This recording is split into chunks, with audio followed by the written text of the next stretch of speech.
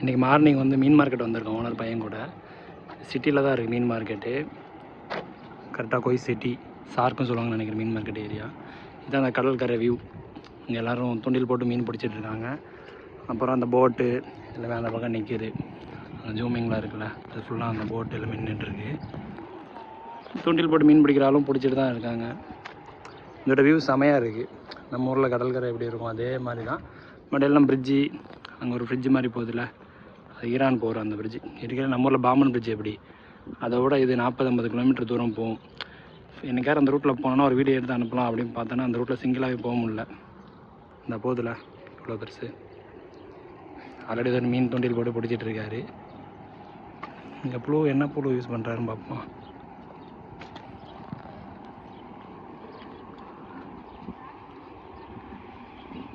ஏதோ ஒரு இது மாதிரி யூஸ் பண்ணுறாரு, என்னன்னு தெரில. இதாக இருக்குல்ல, இதான் யூஸ் பண்ணி போட்டு பிடிக்கிறாரு. என்னன்னு தெரில. ஆல்ரெடி மீன் துண்டு மாதிரி தான் இருக்குது. அதுவும் அவர் வந்து ஸ்ரீலங்காக்காரர். அவர் ரூமுக்கான மீன் பிடிச்சிட்டு கொண்டு போகிறாருன்னு நினைக்கிறேன். ஆல்ரெடி ஒரு மீன் பிடிச்சிருந்தாரு வரும்போது. பைக்கில் என்ன மீன் வச்சுருக்காருன்னு பார்ப்போம்.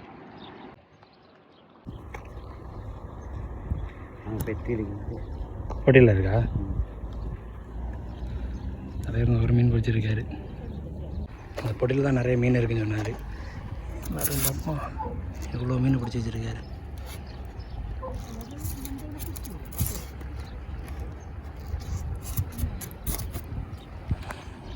இங்கே வந்து மீன் கிலோவே அதிகமாக இருக்கும் ரேட்டு. ஒரு நேரம் பார்த்தா கூட நம்ம ஒரு காசு 270 ரூபா நார்மலாக மீன் வாங்குறாந்தானோ. வேறு பரவாயில்ல, தூண்டில் போட்டு நிறைய மீனை பிடிச்சிருக்காரு. இதே மாதிரி கொஞ்சம் ஒர்க் அவுட் பண்ணி காசு சம்பாதிக்கலாம். இங்கே சிலவங்க அந்த மீனை பிடிச்சி வெளியே விற்கவும் செய்வாங்க. நம்ம தெரிஞ்சாலும் வந்து 1/2 தினார் 130 ரூபா அதே மாதிரி காசுக்கு விற்குவார். ஆனால் இப்போ டிரைவிங் ஃபீல்டில் இருக்க யாருமே இந்த மாதிரி இங்கே வர முடியாது. வேலை எப்போ வரும் என்னன்னு சொல்ல முடியாது. இதுதான் அந்த மீன் மார்க்கெட் ஏரியா. மீன் மார்க்கெட்டே இங்கே பெரிய பில்டிங் மாதிரி இருக்குல்ல, இது உள்ள தான் இருக்குது. அப்புறம் ஒரு காஃபி கடை. காஃபியாக என்ன இருக்குன்னு தெரில.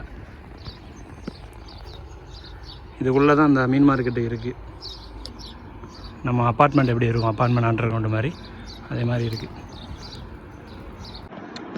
சீனி புறா. புறானாலே பழைய ஞாபகம் தான் வருது.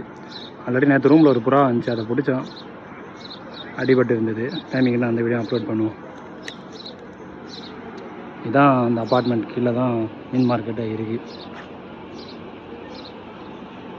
இந்த இருக்குல்ல, இவ்வளோ நேராக உள்ளே போனோன்னா உள்ளே மீன் வாங்கிட்டு இருப்பானுங்க. மீன் மார்க்கெட்டே இங்கே எல்லாமே வேறு லெவலில் இருக்கும். ஆல்ரெடி ஒரு வீடியோ போட்டிருப்போம், ஃப்ரெண்டு சுபேர் ஒருத்தர் போட்டிருப்பாரு. நம்ம உள்ளே போகலை இன்றைக்கி. இது மீன் மார்க்கெட் பார்க்கிங். நம்மள கப்பல் இருக்குது சார். நம்மள கப்பல் வந்து இந்த பக்கம் நிற்கிது என்னால். இவ்வளோ சைலண்டாக இருக்குது. மற்ற நாள் வந்தாலும் பார்க்கிங்கே இடம் இருக்காது. நீ வேலைக்கிழமை காலையில் சீக்கிரமாக வந்தனால அவ்வளோ ரோடு இல்லை. இதே நாளைக்கு வந்தோன்னா நிறைய லீவில் உள்ளவங்க எல்லாம் வந்து வாங்கிட்டு இருப்பானுங்க. இதுதான் கோய் சிட்டி. அங்கே ஒரு டவர் தெரியுதுல்ல, அதுதான் சரியான ஃபேமஸான ஏரியா. டவர் மிருகாப் ஏரியா நேம். வண்டி அங்கே நிற்கிது. இதான் என்ட்ரன்ஸ். நம்ம வாசலில் தான் உட்காந்துருக்கோம். இப்படி வெயிட்டிங்லேயே வாழ்க்கையை ஓடிக்கொண்டு இருக்குது வெளிநாட்டில். பார்ப்போம். பாய்.